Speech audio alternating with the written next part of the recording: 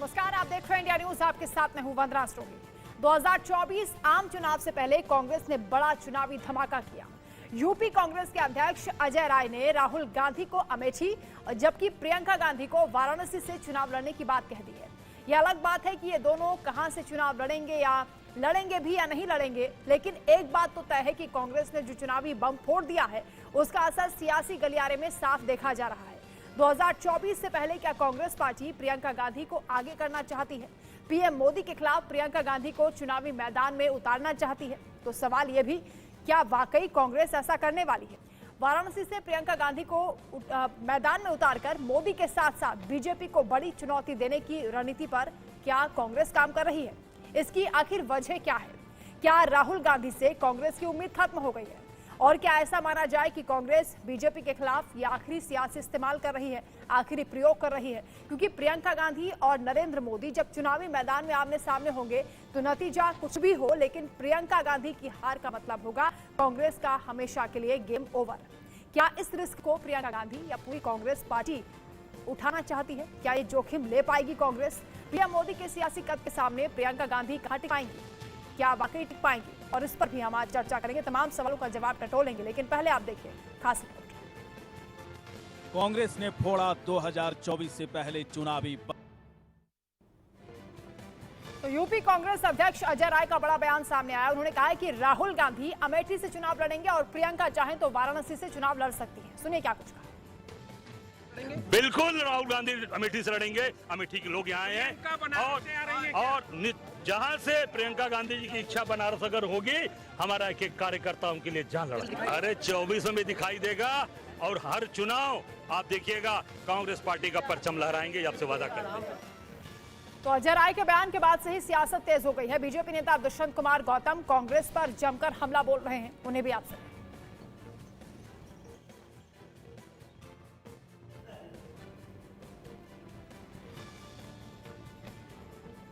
को आना चाहिए। मुझे लगता है कि उनको हमेशा और उनको अच्छा लगेगा अगर वो लोकसभा में आए और अपनी चाहे अमेठी हो या सुल्तानपुर हो, जहाँ से भी पार्टी को लगेगा कि उनको वो क्षेत्र रिप्रेजेंट करना चाहिए, उनकी कंस्टिट्यूंसी होगी, तो ज़रूर मैं चाहूँगा कि वो लोकसभा के लिए लड़ें और जो भी पार्टी चाहेगी उसके मुताबिक वो कदम लें।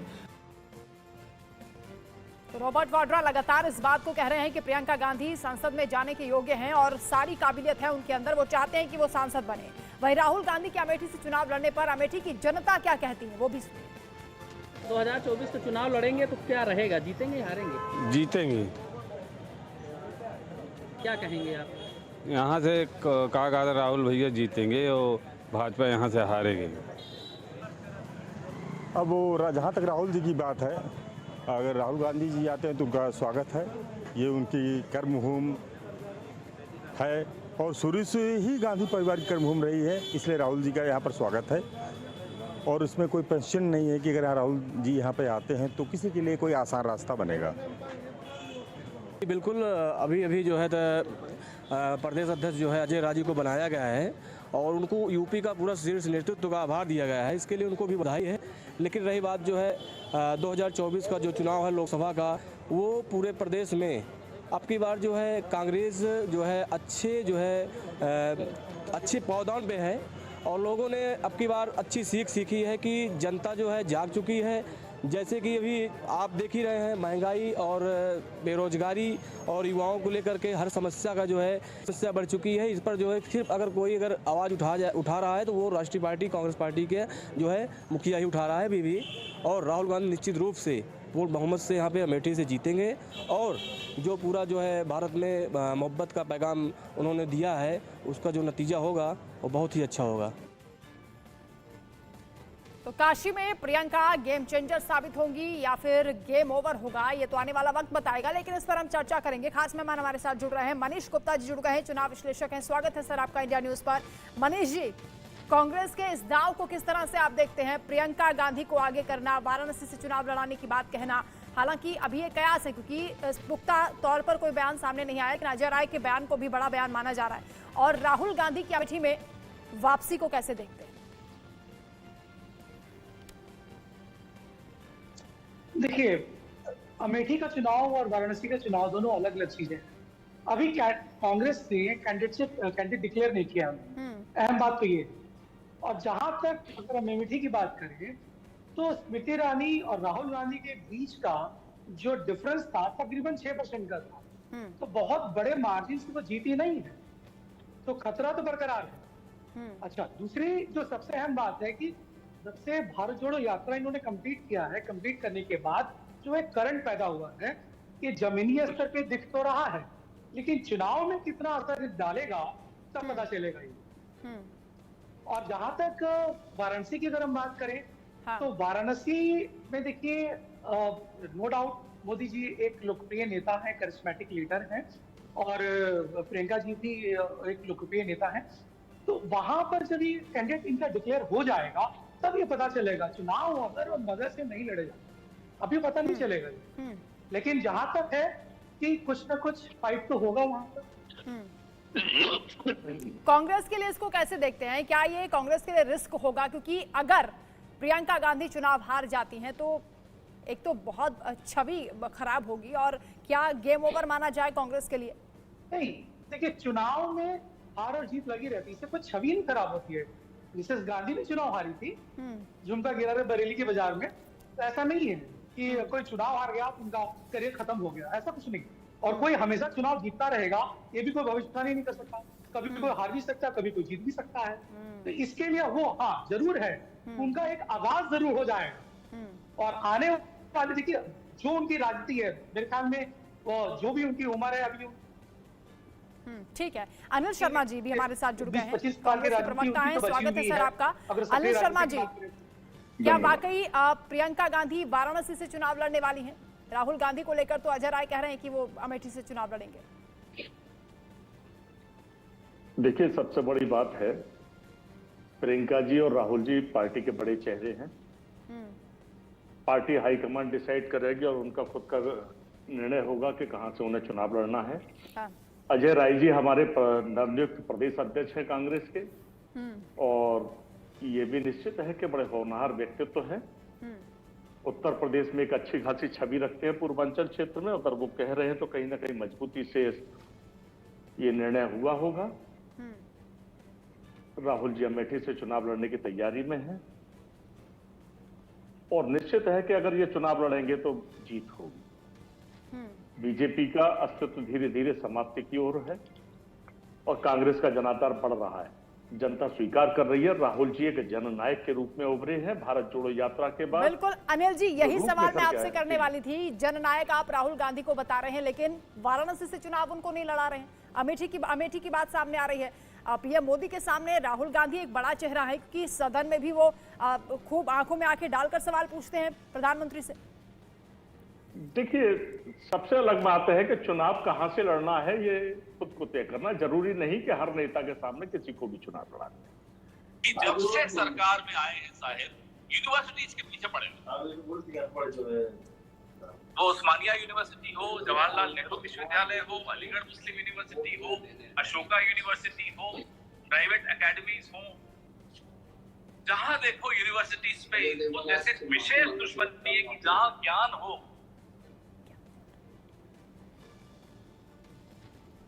अनिल जी, आपको आवाज आ रही है? जी जी आ रही है। बीच में कुछ डिस्टर्बेंस था। जी जी, बोलिए सर, बोलिए, बात पूरी करिए आप। हाँ, देखिए, उत्तर प्रदेश के अंदर कांग्रेस ने एक बड़े चेहरे को प्रदेश अध्यक्ष का जिम्मेदारी दी है। अजय राय जी 2 बार लोकसभा चुनाव लड़े, पहले विधायक भी रहे, मंत्री भी रहे, और एक अच्छा खासा जनाधार उनका पूर्वांचल क्षेत्र में है, बल्कि पूरे उत्तर प्रदेश में ब्राह्मण समाज के अंदर एक बहुत बड़ी खुशी की लहर है। हाँ। और पूरे प्रदेश के अंदर खुशी की लहर है अजय राय जी के बनने से। मैं आपको बताऊं भी कुछ देर पहले ही ब्राह्मण समाज की एक बैठक थी, उसमें हम थे, तो बड़ी खुशी की लहर है ब्राह्मण समाज में कि एक ब्राह्मण। ठीक है, आप कह रहे हैं खुशी की लहर है, लेकिन जो अजय राय ने घोषणा की है उस पर बीजेपी के जो नेता हैं वो अब तंज कस रहे हैं। बीजेपी नेता अमित मालवीय की ओर से कटाक्ष किया गया। उनका ये कहना है कि लेह में छुट्टियां मना रहे राहुल गांधी, ये सुनकर उनको शौक लगा होगा। देखिए, भारतीय जनता पार्टी के लोगों का काम है कटाक्ष करना, उनके सही मायने में कहा जाए जब से विपक्ष एकजुट हुआ है मानसिक संतुलन उनका गड़बड़ा गया है। भारतीय जनता पार्टी तिलमिलाई हुई है और कुछ ना कुछ उलझुल बातें बनाने में लगी पड़ी है। आप देख लीजिए जैसे ही विपक्ष का एकजुटता का पहली पटना का चुनाव हुआ जो 2014 के बाद से एनडीए का अता पता नहीं था, एनडीए संगठन निकल के आ गया। ये कहते थे एक अकेला शेर है, एक अकेला शेर की जगह 38 दलों का दलदल निकल के आया। 2 और हो जाते तो एक बाबा और 40 वाली कहावत सिद्ध हो जाती। तो भारतीय जनता पार्टी जोड़ तोड़ की राजनीति में लगी है, इसका कोई निराधार है। ये लोग उलझुल बातें करने में लगे पड़े हैं और इनके कटाक्ष से कुछ होने वाला नहीं। जनता इनको अस्वीकार करने में लग गई है, जनता इनको धुतकारने में लग गई। और ये देख लीजिए कि आने वाला समय इंडिया का है। अच्छा, कांग्रेस ठीक है। इंडिया गठबंधन के आपके साथी चंचल कुमार जी भी हमारे साथ आ गए हैं। स्वागत है सर आपका, समाजवादी पार्टी के प्रवक्ता हैं चंचल कुमार जी। जो अजय राय बोल रहे हैं कि अमेठी से राहुल गांधी चुनाव लड़ेंगे और इसके साथ ही प्रियंका गांधी को लेकर हालांकि अभी कयास है, उन्होंने कहा कि अगर वो चाहेंगी तो वाराणसी से चुनाव लड़ेंगी, तो आप लोगों की चाहत क्या है? देखिए, निश्चित तौर पे आप देखिए, अगर आदरणीय राहुल गांधी जी अमेठी चुनाव लड़ते हैं तो स्वागत है उनका। इंडिया गठबंधन जो हमारा है, और इस बात के लिए बड़ी खुशी की बात है कि आदरणीय राहुल गांधी जी प्रदेश चुनाव लड़ेंगे, ये बहुत अच्छा रहेगा, बहुत अच्छा मैसेज जाएगा, क्योंकि जनप्रिय नेता है। और जहां तक बात है आज भारतीय जनता पार्टी लोगों की, अगर आप देखें भारतीय जनता पार्टी के नेताओं में तो झूठ बोलने की होड़ लगी और भारतीय जनता पार्टी ने एक नारा दिया है, मेरा झूठ सबसे मजबूत। तो ये भारतीय जनता पार्टी के लोग इस झूठ को जो है, अभी आप देखें प्रधानमंत्री इतना झूठ बोलते हैं, अगर उनके झूठ पे किताब लिखी जाए तो 1000 पेज के ऊपर किताब बन जाएगी। तो इतने झूठ बोलते हैं कि आप सोचिए, प्रधानमंत्री पद पे बैठा हुआ व्यक्ति आप सोचिए क्या क्या बोलता है और क्या क्या बातें करते हैं लोग। लाल किले की प्राचीर से भूल जाते हैं कि राष्ट्र पर्व, ये राष्ट्र पर्व के लिए जो हम लोग आज लाल किले की प्राचीर झंडा फहरा रहे हो, और कोई इतना दम्भी प्रधानमंत्री कोई नहीं हो सकता कभी कि जो लाल किले की प्राचीर से अगले साल का ये भी कॉन्फिडेंस आप करे कि नहीं मैं ही प्रधानमंत्री बनूंगा। ये दम है, एक घमंड है, और रावण का घमंड शुरू हो गया तो आपको प्रधानमंत्री जी मोदी जी हैं। ठीक है, चलिए आप उसको घमंड बता रहे हैं। ठीक है, 60 साल मैडम, 60 महीने बनाम 60 साल बनाम 60 महीने मांग रहे थे, अब तो 120 महीने होने जा रहे हैं। आपने जो भी वादे करके आए थे, क्या कोई वादों पे बात करते हो क्या? क्या उन वादों पर? ठीक है, अनिल शर्मा जी, कुछ बीजेपी के नेता ये भी कह रहे हैं कि देखिए वाराणसी से सीट कौन ऑफर कर रहा है जो 2 बार प्रधानमंत्री से हार चुका है। अजय राय को लेकर ये तंज कसा जा रहा है। देखिए मैडम, अब क्या कहे भारतीय जनता पार्टी? अनिल जी जी, भारतीय जनता पार्टी के लोगों का धीरे धीरे जनाजा खिंचा। मुझे लगता है कि ऐसा लग रहा है कि मोदी जी भी वहां से चुनाव न लड़े, बनारस से कहीं और भाग खड़े हो। तो भारतीय जनता पार्टी के लिए कहना कोई अतिशयोक्ति नहीं है, वो कुछ भी कह सकती है। रही बात अजय राय जी के 2 बार लोकसभा चुनाव लड़ने के, अजय राय जी ने इतनी कुव्वत दिखाई, उनमें इतना साहस है कि नरेंद्र मोदी के सामने वो चुनाव लड़े। और चुनाव हारना जीतना अलग बात है, लेकिन डटे रहना चुनाव में ये बहुत बड़ी बात है। अजय राय जी अपने आप में सशक्त नेता है। और मनीष जी, आपका अवलोकन क्या कहता है? अगर ऐसा होता है, ये फाइट अगर वाकई दिखाई देती है तो कितनी दिलचस्पी होगी इसमें, क्योंकि आम जनता भी इस मुकाबले को बड़ा रोचक ढंग से देख रही है, खासतौर से अमेठी की जनता भी चाहती है कि ये मुकाबला हो। देखिए, मैं एक बात बता दूं आपको कि अभी गठबंधन का कुछ अनाउंसमेंट भी नहीं हुआ। हाँ। अगर मान लीजिए अलायंस बैठ जाता है, गठबंधन होता है इनका, और उसके बाद कैंडिडेट ये लोग डिक्लेयर करते हैं, ठीक है, तो नो डाउट बहुत दिलचस्प मुकाबला होगा। लेकिन मैं एक चीज आपको बता दूं कि आप जिनसे फाइट करना चाहते हैं, आपके सामने एक बहुत बड़ा लार्जर देन लाइफ एक इमेज का व्यक्ति खड़ा है। और चुनाव देखिए, हार और जीत तो एक अलग है, अब फाइट कैसे करते हैं, स्पिरिट कितनी है आप में लड़ने की, तो वो माने रखे। अब जिस तरीके की बात करें अजय राय को कितना परसेंट, देखिए अजय राय की व्यक्तित्व अलग है, प्रियंका जी की व्यक्तित्व अलग है, राहुल जी की व्यक्तित्व अलग है। नो डाउट राहुल जी चुनाव हार गए, अब हार गए, देखिए कोई न कोई कभी न कभी चुनाव हारेगा, कभी न कभी जीतेगा, अगर वो चुनावी मैदान में रहेगा। मेरा कहने का मतलब ये है कि जब ये गठबंधन अनाउंसमेंट होगी तभी पता चलेगा कि ऊंट किस करवट बैठने वाला। जब तक गठबंधन नहीं आ रहा, देखिए अभी तो ठीक है चंचल कुमार जी, क्योंकि इंडिया गठबंधन को लेकर भी बड़े सवाल उठाए जा रहे हैं। चिराग पासवान को भी हम अभी सुन रहे थे, वो भी कह रहे हैं कि ये तो बिखराव वाला गठबंधन है, ये चल नहीं पाएगा, अभी से रार देखी जा रही है। क्या आप लोग सपोर्ट करेंगे राहुल गांधी को अमेठी में, प्रियंका गांधी को वाराणसी में? चंचल कुमार जी। देखिए निश्चित तौर से इंडिया गठबंधन हमारा है और हम लोग जो है एक साथ मिलकर चुनाव लड़ रहे हैं, एक सपोर्ट, एक दूसरे का सहयोग रहेगा। सबसे बड़ा सवाल आज समय में जनता के सामने ये, देश कैसे बची, हमारी संवैधानिक संस्थाएं कैसे बची। सबसे बड़ी लड़ाई ये है आम जनता बनाम एनडीए, नेशनल डिफॉल्टर एलायंसेस कह सकते हैं आप जानिए। आज ये हालत है, जितने भ्रष्टाचारी हैं इनकी पार्टी में, जितने भी बड़े बड़े नाम भ्रष्टाचारी के प्रधानमंत्री गिनवाए थे, सबको एक एक चुन कर इन्होंने अपने साथ मिलाया है। और सबसे बड़ी मजे की बात है, 2 दिन पहले बोलते हैं, 2 दिन बाद ही मिला लेते हैं। तो ये बहुत बड़ी बात है। दूसरी बात में जो आपने कहा कि आज अगर देखें आप पूरे देश के अंदर, क्योंकि भारतीय जनता पार्टी को पता चल गया है कि मोदी चेहरा, जो मोदी इमेज की बात कर रहे थे हमारे साथी गुप्ता जी, ये कह रहे हैं चुनाव कोई कोई हारता है। ये मान लिया इन्होंने अभी मोदी चुनाव हार सकते हैं, इन्होंने अपनी बात नहीं कह दिया कि कोई चुनाव हार सकता है। और आप ये जान लीजिए आज हालत यह है कि उत्तर प्रदेश में या पूरे देश में मोदी चेहरा डाउन हुआ है, मोदी ब्रांड खत्म हो रहा है, सबको मालूम है। इसलिए जो है ये विकल्प के रूप में भी नए लोगों की बात चर्चा कर रहे हैं बीजेपी के लोग। आप देखेंगे जैसे चुनाव करीब आएगा, लेकिन आप लोगों के गठबंधन को भी बड़ी दिलचस्पी से देख रहे हैं लोग। याद आ रहा है उनको, बीजेपी के लोग भी सवाल कर रहे हैं, वो कह रहे हैं कि यूपी के लड़के तो पहले भी देखे थे। यूपी के लड़के पहले देखे थे। देखिए चुनाव देखिए 10 साल आपने शासन जनता के बीच में आप आए थे, आपने कहा 100 दिन के अंदर काला धन ले आएंगे, हर खाते में 15-15 लाख रुपए जाएंगे, सबने देखा, सब लोगों ने वोट दिया। आज लेकिन सब लोगों ने देखा कि आप जुमले केवल पेश करते थे। आपने कहा किसानों की आय दुगनी हो जाएगी, किसानों की लागत दुगनी हो गई। आपने डीजल पेट्रोल की बात की, उसके रेट काफी बढ़ गए। आपने गैस सिलेंडर की बात की, उसके जस्ट 3 गुना रेट बढ़ गए। तो आप खुद पूछिए मनीष भाई से, मैं पूछूं कि आप बताओ, आपके घर में 400 रुपए के बजाय 12 गैस सिलेंडर पहुंच रहा है, तो क्या भाभी जी आपके परिवार में डांट नहीं पड़ती आपको? कौन सी पार्टी के नेता हो तो बताओ, तुम्हें 400 का गैस सिलेंडर 1200 मिलता है, आपकी घर की औरतें डांटती होंगी, आपको मालूम है, लेकिन आप दर्द सामने चैन से नहीं बैठ के बोल सकते। तो ये सबकी समस्याएं, हर आम जनता की समस्याएं। वो जनता कह रही कि जो मोदी की वोट के आए थे 400 रुपए का गैस सिलेंडर की बहुत ही महंगाई की मार, बहुत महंगे सिलेंडर है, अब वो 1200 के मिल रहे हैं, तो किस समूह से जनता के बीच में जाओगे? ठीक है अनिल शर्मा जी, एक और बात सामने आ रही है, बीजेपी ने क्योंकि ये कहा कि राहुल दक्षिण चले गए जब वायनाड से वो जीते, अमेठी से हारे, एक करके। ठीक है सर, अनिल जी से बात हो रही है। अनिल जी, राहुल दक्षिण चले गए जब वायनाड से वो चुनाव जीते, अमेठी से हारे, तब ये बीजेपी ने कहा था, क्या इसलिए कमबैक किया जा रहा है बीजेपी को जवाब देने के लिए? क्या कहें बीजेपी वालों की, मानसिक संतुलन खोते जा रहे हैं धीरे धीरे, उल जलूल बातें करने पर लगे। देखिए वायनाड हो, नेता कहीं से भी चुनाव लड़ सकते हैं जहां जनता चुनना चाहे। वायनाड की जनता ने राहुल जी को स्वीकार है। अमेठी में अगर किसी कारण से हार दी गई चुनाव, तो इसका मतलब ये नहीं है कि राहुल गांधी नेता नहीं रहे। ठीक है, आज अमेठी में सर्वे करा लीजिए, अमेठी की जनता पूरी तन मन से, धन से, हर तरीके से राहुल जी को चाह रही है। स्मृति राजनीति किया क्या है वहां, भारतीय जनता पार्टी की सरकार ने दिया क्या है देश के नौजवानों को, देश के किसानों को, देश के मजदूरों को, देश के माता बहनों को दिया क्या है? हाँ।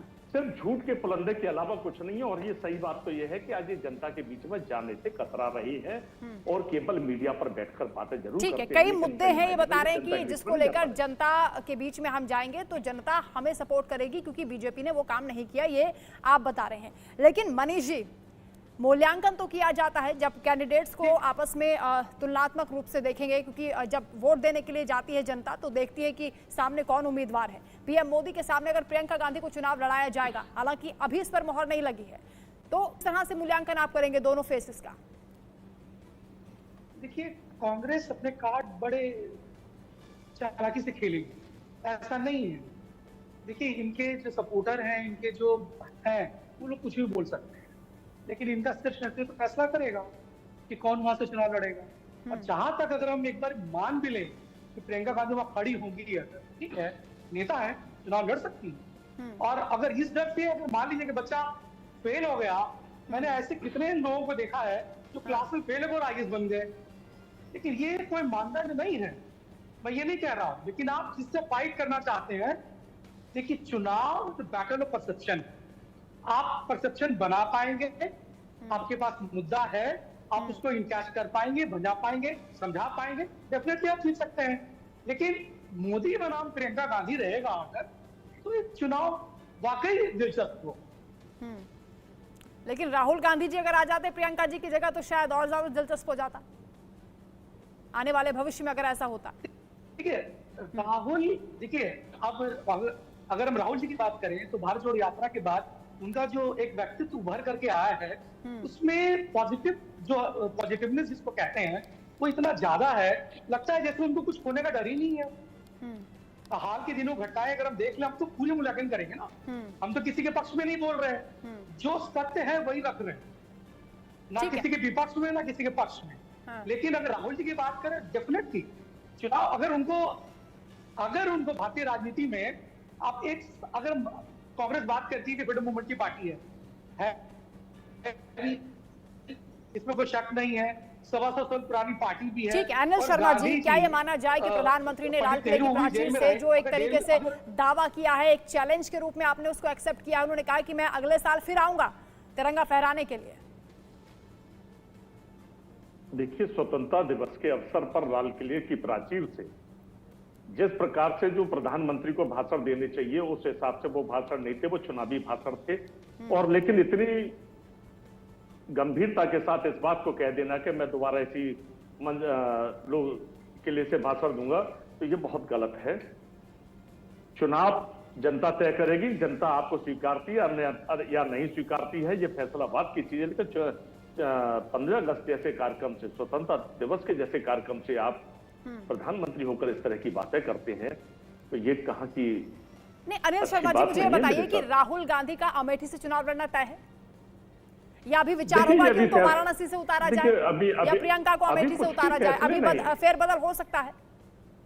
बिल्कुल, अभी तो बहुत समय है और ये निर्धारित होगा कि हमारी पूरी टीम, केवल अकेली कांग्रेस सारी फैसले नहीं करेगी, सारी इंडिया की टीम मिलकर फैसला करेगी कि किसको कहां से चुनाव लड़ना है। तो ये बात आप अजय राय को समझाइए सर। अजय राय तो दावा कर रहे हैं कि राहुल गांधी अमेठी से चुनाव लड़ेंगे।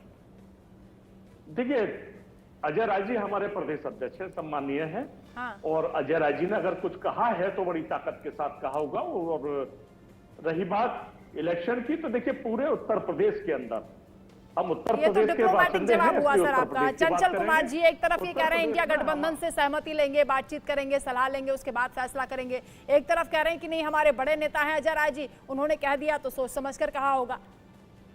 चंचल कुमार जी, चंचल जी बोलेंगे सर, एक सेकंड। चंचल जी, राय मशवरा हो गया सर आप लोगों का? देखिए, ये अभी वक्त है इन सब सारी चीजों के लेकर के, वो बैठ कर सब डिसाइड हो जाएगा। और मैं अनिल जी की बात से सहमत हूँ कि भाई अजय राय भी प्रदेश अध्यक्ष हैं और उन्होंने कुछ कहा होगा तो कुछ उनके पास जो भी होगा मैसेज होगा, ये वक्त पता है। राहुल गांधी बड़े नेता हैं और वो प्रदेश किसी भी सीट से लड़ेंगे तो समाजवादी पार्टी स्वागत करेगी उनका, ऐसा नहीं हमें मिलेंगे, बहुत अच्छा है। और देखिए, अब सबसे बड़ी बात मैंने बताया कि बात किसी सीट को पर्टिकुलर लेके नहीं है। सबसे बड़ा सवाल आज समय देश कैसे बचे, देश की संवैधानिक संस्थाएं कैसे बची। आपने देखा होगा जिस तरीके चुनाव आयोग की जो नियुक्ति को लेकर के, जो अध्यक्ष नियुक्ति को लेकर के, यही नारा तो अभी जो हमारे ना सर, इंडिया गठबंधन का यही तो नारा है कि लोकतंत्र को बचाना है, संविधान को बचाना है। तो ये बताइए ना कि बड़ा चेहरा उत्तर प्रदेश, क्योंकि इतना बड़ा प्रदेश है, यहीं से दिल्ली का रास्ता तय होता है। राहुल गांधी को आप चाहते हैं कि पीएम मोदी के सामने चुनाव लड़े या स्मृति ईरानी के सामने? आपकी भी तो राय जरूरी है ना सर। चंचल जी, स्मृति ईरानी, देखिए स्मृति ईरानी कहीं भी स्टैंड नहीं करती है। आज अगर देखती तो स्मृति ईरानी केवल और केवल जो है, आपने देखिए बड़ी छोड़िए उनको, डिमांड करिए राहुल गांधी को उतारिए वाराणसी से। चंचल जी, अमेठी में जनता के पास जाइए तो आपको ये जानकारी मिल जाएगी कि स्मृति ईरानी का बहिष्कार कर रही जनता वहां से, और आदरणीय राहुल गांधी चुनाव लड़ेंगे, बहुत बड़े बार चुनाव जीतेंगे वहां पे। और इंडिया जो ताकत है, ये बहुत मजबूत ताकत नहीं, आप सीधा मुकाबला पीएम मोदी से करने वाले हैं। इंडिया गठबंधन का यही कहना है ना कि मोदी बनाम जनता का ये चुनाव होने वाला है। तो ये बताइए कि राहुल गांधी को आप चाहते हैं वाराणसी से चुनाव लड़े या अमेठी ज्यादा जरूरी है आप लोगों के लिए?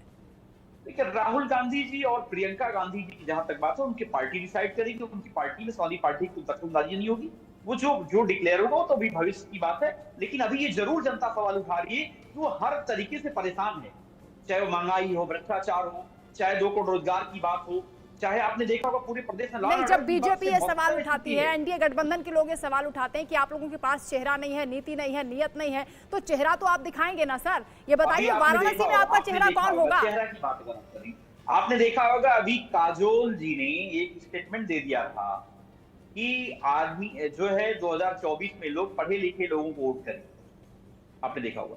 और देखिए किसको मिर्ची लग गई, किसने इस बात को रिएक्ट किया? बीजेपी के लोगों ने रिएक्ट किया। उन्होंने कहा कि भाई अनपढ़ आदमी को वोट न दें। तो अनपढ़ आदमी की बात सोचिए, अब खुद जो है ये हालत है कि सोचिए इतना बड़ा मैसेज। प्रियंका गांधी से बड़े नेता तो अखिलेश यादव है, चंचल कुमार जी, उनको उतरवा दीजिए वाराणसी से। मैं ये कह रहा हूँ ये पार्टी का अपना एक बड़ा फैसला है, पार्टी के बड़े नेता डिसाइड करेंगे, पार्टी डिसाइड करेगी वाराणसी से चुनाव कौन लड़ेगा या इंडिया गठबंधन तय करेगा। सर चंचल जी ये स्पष्ट कर दीजिए सर, लोग समझना चाहते हैं। चंचल कुमार जी, जब इंडिया गठबंधन में दरार की बातें सामने आ रही है तो बहुत जरूरी हो जाता है कि आप स्पष्ट राय रखें। यहाँ पर गठबंधन तय करेगा या कांग्रेस पार्टी तय करेगी कि चुनाव कौन लड़ेगा? इंडिया इतनी मजबूती के साथ आगे बढ़ रहा है, बीजेपी बौखलाई हुई है। मैंने बताया 38 पार्टियों के साथ गठबंधन किया इन्होंने और लोगों को ढूंढ ढूंढ के पकड़ के ला रहे हैं। इनको अगर ये लग जाए कि हमें इंडियन मुजाहिदीन से भी गठबंधन करने में फायदा है तो उनसे भी गठबंधन कर लेंगे भारतीय जनता पार्टी के लोग। इस सत्ता के लिए इतने वो क्या कर रहे हैं वो सवाल आपसे नहीं पूछा सर। आपकी पार्टी, आपका गठबंधन क्या कर रहा है वो सवाल आपसे किया, उस पर जवाब दीजिए ना सर। देखिए हमारी पार्टी और हमारा गठबंधन, अभी देखा होगा आपने लोक जागरण यात्रा में आदरणीय हमारे अखिलेश यादव जी हर जिले में प्रदेश में कार्यक्रम, प्रदेश के कई सारे जिलों में कार्यक्रम लगे जनता के बीच में हमारे, और जो है हमारे बूथ से लेकर के सेक्टर प्रभारी, जोन प्रभारी और विधानसभा अध्यक्ष से लेकर सारे कार्यकर्ताओं को ट्रेन किया जा रहा है। ठीक है, आप सवाल से भाग रहे हैं। अनिल शर्मा जी, अगर अखिलेश यादव जी को सामने करेंगे तो प्रियंका जी को हटाएंगे आप लोग?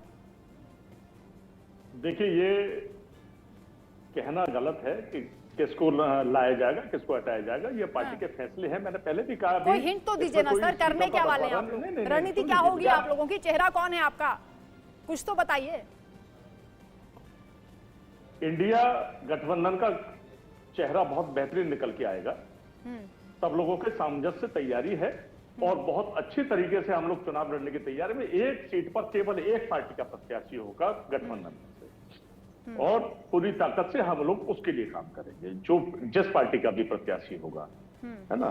और रही बात कांग्रेस का हो, सपा का हो, लोकदल का हो, आम आदमी पार्टी का, ठीक है। यानी मनीष जी बिना राय मशवरा किए, पूरे गठबंधन के साथ मीटिंग किए, किसी एक पार्टी की तरफ से अगर ऐलान हो जाता है किसी नेता के नाम का कि वहां से वो चुनाव लड़ेंगे, किसी का भी नाम हो, किसी भी पार्टी का नेता हो, तो ये मुश्किल हो सकती है गठबंधन के लिए? देखिए ये तो देखिए वाराणसी की सीट की बात करें तो वो तो वेल नोन थिंग्स है। अमेठी की बात करें तो इनका पारिवारिक वैसे ही रहा है, काफी टाइम से इनके पास सीट रही है, तो सीट के लिए ऐसा कुछ नहीं होगा। कुछ अगर ये लोग गठबंधन करना चाहेंगे तो आगे पीछे करके कुछ कर सकते हैं, लेकिन बहुत अहम बात है कि देखिए भारतीय जनता पार्टी बहुत मजबूत स्थिति में है, इसमें कोई दो राय नहीं है। सत्ता उनके पास है, इस जग जाहिर है। अब बात करते हैं उत्तर प्रदेश में 80 सीट, तो अमेठी और वाराणसी आप स्पेसिफिक बात कर रहे हैं, लेकिन जो सत्ता की जो चाबी होगी ना इस बार, वो होगी हाथी के पास, और हाथी की कहीं तो चर्चा नहीं है। ये तो उनको तय करना है कि किसको किधर जाना है। हम लोग तो एक पॉलिटिकल एनालिस्ट है, जो हम सामने देख रहे हैं, बयां कर रहे हैं। तो यहाँ अगर कोई बात कर रहा है अगर कि अब आप देख लीजिए बिहार में जिसके पास 5% है उसकी आरती उतारी जा रही है, और जिसके पास 13-14% है वो चुपचाप बैठा हुआ है, जो 1.5% वाला है वो उछल रहा है। तो मेरा कहने का मतलब है जब तक आप हकीकत से रूबरू नहीं होंगे तब तक आप सही फैसले नहीं ले पाएंगे, और सही लेने के लिए आपको बैठना पड़ेगा, आपको एनालिसिस करनी पड़ेगी। इनकी कुछ टीमें कर रही होंगी, पक्का कर रही होंगी, हमसे भी। ठीक है अनिल शर्मा जी, जब प्रियंका गांधी को महासचिव बनाया था तब भी ये बातें सामने आई थी कि राहुल गांधी को पीछे करके, अब क्योंकि प्रियंका गांधी को आगे किया जा रहा है, अगर ऐसा होता है कि अमेठी से राहुल गांधी चुनाव लड़ेंगे तो वाराणसी बचा, वहां प्रियंका गांधी को अगर आप उतारते हैं तो यह सवाल फिर से दोहराया जाएगा। इस सवाल का क्या जवाब आपके पास? मैंने पहले ही कहा ये केवल अकेली कांग्रेस के फैसले नहीं है। कहा किस प्रत्याशी को उतारना पूरा गठबंधन का निर्णय होना है। फिर अजय राय कैसे ऑफर कर रहे हैं सर? अजय राय जी ने अमेठी के लिए किया, और ऑफर करना एक अलग बात है। मैं ऑफर करता हूं आपसे कि आप आगरा से चुनाव लड़िए, तो ये ऑफर है ना, डिसीजन तो नहीं है ना। लेकिन अमेठी को लेकर तो दावा कर रहे हैं ना कि राहुल गांधी लड़ेंगे, लड़ सकते हैं और लड़ेंगे में फर्क है ना सर। लड़ सकते हो, लड़ने में फर्क है, लेकिन अगर अजय राय जी ने कुछ बात कही है तो उसका वजन हो। ठीक है, लास्ट कमेंट चंचल जी। देखिए वंदना जी, सबसे बड़ी बात ये है, मैंने बताया ना आपको, अभी ये सारी चीजें बात की बातें हैं, लेकिन अभी आप देखिए जिस तरीके से भारतीय जनता पार्टी, अभी तो हम लोग का स्टार्ट हुआ है, इंडिया गठबंधन बना, दूसरी तीसरी मीटिंग होने जा रही है और बीजेपी इतना बौखलाई हुई है। आप देखिए प्रधानमंत्री जी जब बोलते हैं तो अकबक बोलने लगते हैं, भटक जाते हैं, क्या बोल रहे हैं, उनकी बॉडी लैंग्वेज बता रही है कि हम हार चुके हैं, हम हार रहे हैं। और ये देश जब उनसे सवाल पूछता है तो घबरा जाते हैं वो, और वो सवाल उनसे कोई पूछे ना उससे बचती है। और हार तो रहे हैं, हराएगा कौन, ये चेहरा तो आप बताते नहीं। की मांग उठी लोकसभा के अंदर और प्रधानमंत्री जी ने नहीं बोला और अंत में वो झूठे झूठे भागते रहे इधर उधर। और आज ये सवाल ये है कि देश की लड़ाई, देश बचाने के लिए आम जनता, जो इंडिया गठबंधन बना हुआ हमारा, वो मिल करके सब लोग एक साथ डिसाइड करेंगे, एक सीट पर एक प्रत्याशी गठबंधन की तरफ से लड़ेगा चुनाव और भारतीय जनता पार्टी को मुंह की खानी पड़ेगी। और प्रधानमंत्री जी का जो समय है ये 10 साल 120 महीने होने जा रहे हैं और ये खत्म हो रहा है। जनता इंतजार करी कि हमें कब वोट देने का मौका मिलेगा। मैं सच बताऊं कि गांव में, क्षेत्र में जनता त्राइमाम है। जो किसान बेचारा सूखे से पीड़ित है, जो किसान, उसकी जो लागत डबल हो गई, जिनकी इनकम दोगुनी करने की बात करती थी बीजेपी, आज हालत यह है कि डीजल पेट्रोल कितनी मार है कि जो सूखा किसान है बेचारा सिंचाई नहीं कर सकता वो। तो बहुत सारे मुद्दे हैं आम जनमानस के, सारे मुद्दों पे हम लोग जनता के बीच में जा रहे हैं और बता रहे हैं कि भारतीय जनता पार्टी सबसे बड़ी झूठी पार्टी है, इनके पास झूठ बोलने के अलावा कुछ भी नहीं है। आप कुछ हिंदुस्तान के इतिहास। ठीक है सर, जनता के विवेक पर छोड़ देते हैं कि जनता किस पर भरोसा करेगी, आपके वादों में, आपके मुद्दों में कितना दम है, ये तो वक्त बताएगा सर। बहुत शुक्रिया आप सभी का हमारे साथ जुड़ने के लिए, चर्चा में शामिल होने के लिए।